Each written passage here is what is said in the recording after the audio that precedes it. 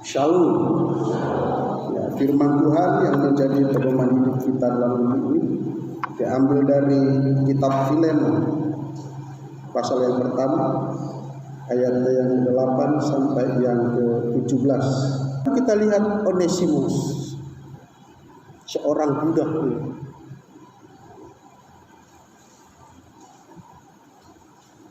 Setelah tuannya terima Yesus lahir baru, dia di penjara dia malah dapat hadiah.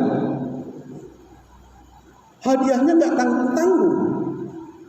Status sosialnya diubahkan oleh Tuhan. Dari budak menjadi anak Tuhan. Dari yang hina menjadi mulia. Dan itu tentu bukan hasil kesombongannya. Itu tentu bukan hasil karena dia mencuri. Tapi hasil dari ketaatannya sebagai hamba. Begitu dia dikenal dengan Paulus di penjara, dia layani, dia gembalakan, dia ajar, dia didik. Paling sedikit 2 atau 3 tahun dia di sana diajar, dilatih, sehingga dia paham nilai-nilai kekristenan, sehingga dia sanggup mengajarkan nilai kekristenan itu kepada jemaat di Kolose yang butuh pengajar. Onesimus diperlengkapi sedemikian rupa sehingga bukan lagi hanya tenaganya yang diperlukan, tapi juga intelektualnya, spiritualitasnya diperlukan oleh jemaat di Kolose. Onesimus disadarkan setiap perbuatan ada konsekuensi. Dengan kata lain, Onesimus sadar kira-kira begini. Andai pun aku tidak balik kepada Filemon, aku tetap tidak punya pekerjaan apa-apa, tetap gelandangan setelah dipenjara. Itu hitungannya kan begitu sederhana. Syukur aku tidak dihukum mati oleh tuanku Filemon.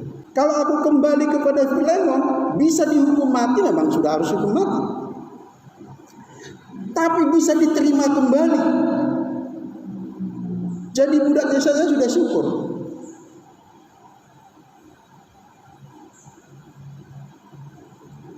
Saudaraku diberkati oleh Tuhan, kadang-kadang masa lalu kita yang suram, pengalaman kita yang pahit, justru Tuhan pakai menggiring kita untuk menerima perubahan dari Kristus. Tidak selamanya pengalaman buruk kita itu mematikan. Tahun 89 saya mendapatkan pengalaman spiritual ditangkap oleh Tuhan. Waktu itu ya minum, merokok, menjudi. Jadi saat bermain judi saya cepat kalah. Saya tidur duluan dari kawan-kawan. Mungkin sekitar jam 2 malam. Saya tidur, terdengar suara. Tulus pergi ke Sungai Berombang, jumpai Tantim. Saya bangun, kulihat ke ruang tamu, orang masih menjudi. Gak ada orang yang bicara. Tidur lagi. Kedengar lagi, Tulus pergi ke Sungai Berombang, jumpai Tantim. Ku tengok lagi, gak ada. Ketiga kali kubiarkan. Besoknya, waktu itu kan masih ada judi porkas ya. Judi porkas. Bukan mengatakan berjudi itu baik ya. Ini sebelum.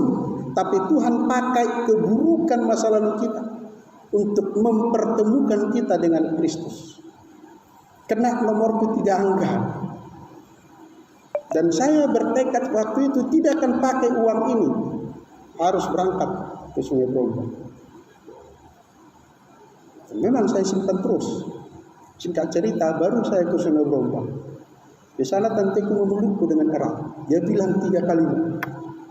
Tuhan Yesus baik, Tuhan Yesus ada, Tuhan Yesus sudah jawab doa saya. Saya nggak bisa lupakan perkataan.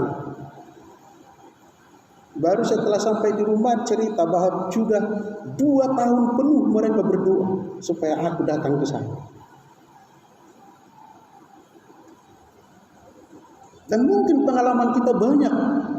yang pahit-pahit, yang kita mungkin tidak bisa terima itu secara naluri kemanusiaan. Tapi percayalah, kalau engkau datang kepada Tuhan, Tuhan bisa mengubahkan yang negatif menjadi positif. Amin. Yang hina menjadi mulia. Onesimus kembali kepada Filemon bukan lagi seorang budak, tapi karena dia sudah berguna. Paulus bilang dia berguna bagiku dan bagimu. Apa gunanya si Onesimus ini kepada Filemon? Filemon orangnya sangat sibuk, namanya konglomerat. Jemaat ini butuh pengajar yang mengajarkan hal-hal kekristenan yang mumpuni, dan tidak ada murid yang diluluskan oleh rasul-rasul pada waktu itu selain daripada Onesimus yang dididik oleh Paulus di penjara paling sedikit 2 atau 3 tahun. Maka Onesimus ini sangat dibutuhkan oleh Filemon dan juga jemaat. Yang mau saya sampaikan kepada kita, saudara yang diberkati oleh Tuhan, kalau kita taat kepada Tuhan, sesungguhnya banyak orang yang membutuhkan kita. Ada nilai dalam diri kita yang dibutuhkan orang lain. Ada potensi dalam diri kita yang tidak dimiliki orang lain, tapi itu dibutuhkan banyak orang. Siapapun kita, apapun profesi kita. Bagaimana itu supaya kita tergali? Bagaimana itu bisa menjadi berkat bagi banyak orang? Tidak ada yang lain. Rendahkan hatimu, taatlah kepada Tuhan. Kau pasti berguna. Barclay adalah bapak gereja 50 tahun setelah surat Kolose. Dalam bukunya menjelaskan bahwa Onesimus ini pernah menjabat sebagai bishop di Efesus. Jadi dari Kolose, siap pelayanan di sana, dia diutus menjadi pimpinan gereja di Efesus.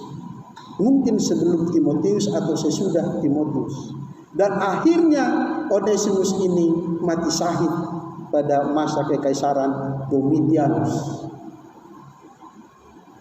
Budak yang tadinya hina, yang mungkin kita tidak tahu pasti sudahkah di level F atau belum. Tidak ada nilai lagi, bahkan lebih berharga daripada hewan keledai. Keledai masih bisa dipakai tuannya sebagai tunggangan. Kalau budak bertanda F, tidak ada nilai. Oleh sebab itu, saudara diberkati oleh Tuhan, kalau engkau sudah menerima jabatan sebagai rohaniawan, jadilah rohaniawan pembawa damai. Kalau ada konflik di antara jemaat, jangan semakin dipertajam. Harus rela berkorban. Bagaimana di jemaat itu ada kebersamaan, kekeluargaan, kesatuan.